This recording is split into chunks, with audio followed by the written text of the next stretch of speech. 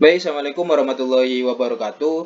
Selamat pagi, siang, sore, malam kepada teman-teman yang sedang menonton video ini. Dan terima kasih telah mengklik video ini. Perkenalkan, nama saya Ibrahim Nata Imani dari Prodi Teknik Kimia Angkatan 2018 atau mahasiswa semester 4 Teknik Kimia Universitas Internasional Semen Indonesia dengan NIM 20318100018. Nah, di sini saya akan sedikit membahas tentang sebuah exercise di dalam sebuah buku, yaitu buku Transport Process and Separation Process Principles dengan dengan dengan karangan dari Gen Koplis edisi keempat.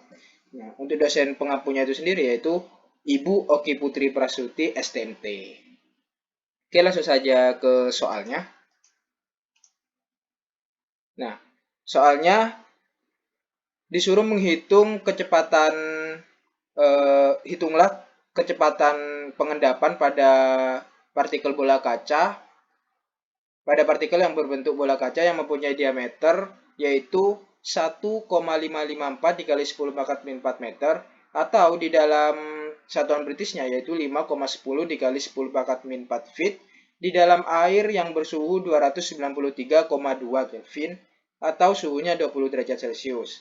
Nah, di selari itu selarinya itu mengandung selari di dalam settingnya ini mengandung 60% berat yang berbentuk padatan.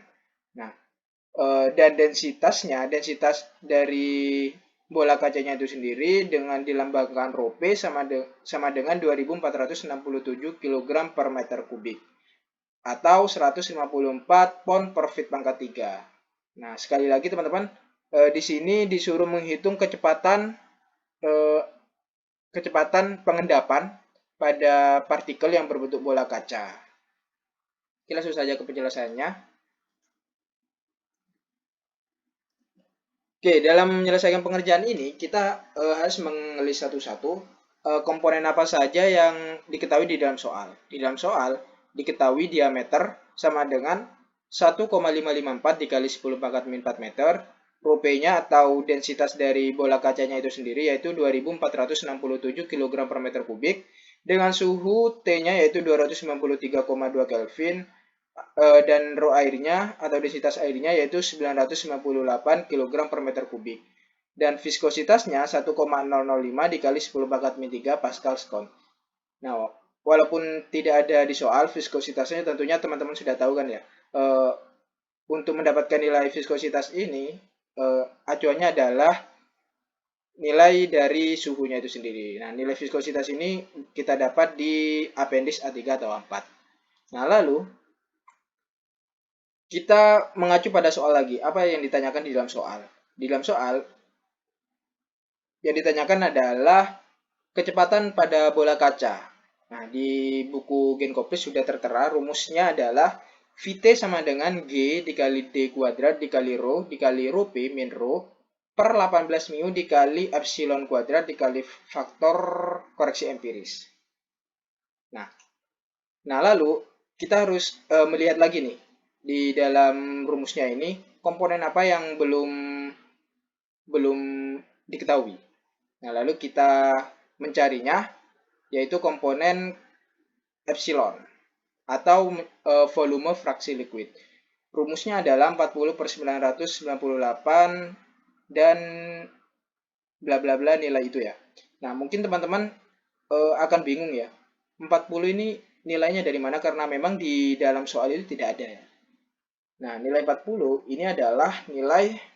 Nah, di sini eh, kita ketahui yaitu selarinya mengandung 60% berat yang berbentuk padatan. Jadi 40%-nya adalah sisanya yang berbentuk cairan. Nah, di dalam alat settling atau pengendapan itu terdapat selari yang mengandung padatan sebesar 60% dan cairan sebesar 40%. Nah, nilai 40 itu adalah persen berat cairannya. Oke, kita kembali oleh soal. Nah, 40 ini adalah berat cairan dibagi densitas air per berat cairan per densitas air plus berat padatan per densitas padatan atau densitas pada bola kaca. didapatkan nilai sama dengan 0,622. Lalu komponen yang lainnya yang belum kita ketahui yaitu faktor koreksi empiris. Kita akan mencari faktor koreksi empiris. Nah, di buku Genkoplis kita sudah disediakan yaitu untuk mencari faktor koreksi empiris nilainya adalah 1 per 10 pangkat 1,82 dikali 1 pangkat 1 min epsilon. Kita masukkan nilai epsilon yaitu 0,622, kita dapatkan nilai faktor koreksi empirisnya yaitu 0,205. Nah, setelah itu kita sudah lengkap nih komponen-komponennya. Lalu kita masukkan ke dalam nilai tersebut, kita masukkan ke dalam komponen-komponen itu. 9,807 yaitu gravitasi 9,8, D kuadrat 1,554 yaitu diameternya 2467 dikali 2467 yaitu densitas pada bola kaca dikurangi densitas air dikali 0,622 yaitu volume fraksi liquid dikali 0,205 yaitu faktor koreksi ampere dibagi 18 dikali 1,005. 1,005 ini adalah viskositas air ya, viskositas air dikali 10 pangkat min 3. Didapatkan kecepatan pada partikelnya yaitu 1,525 dikali 10 pangkat min 3 meter per sekon. Nah, setelah itu kita akan mencari tipe aliran nih. Untuk mencari tipe aliran itu sendiri, seperti biasanya kita akan menggunakan nilai Reynolds yaitu dP dikali Vt dikali rho m per mu dikali faktor koreksi empiris dikali volume fraksi liquid atau epsilon. Nah, jadi di sini yang masih belum ada adalah rho m ya. Rho m itu adalah densitas dari slurry, densitas dari padatan yang berbentuk bubur. Zat yang berbentuk bubur. Nah, untuk mencari rho m itu sama dengan rho p ditambah 1 min epsilon dikali rho p. Didapatkan nilai rho m sama dengan 1553 kg per meter kubik. Kita masukkan nilai rho m ke sini.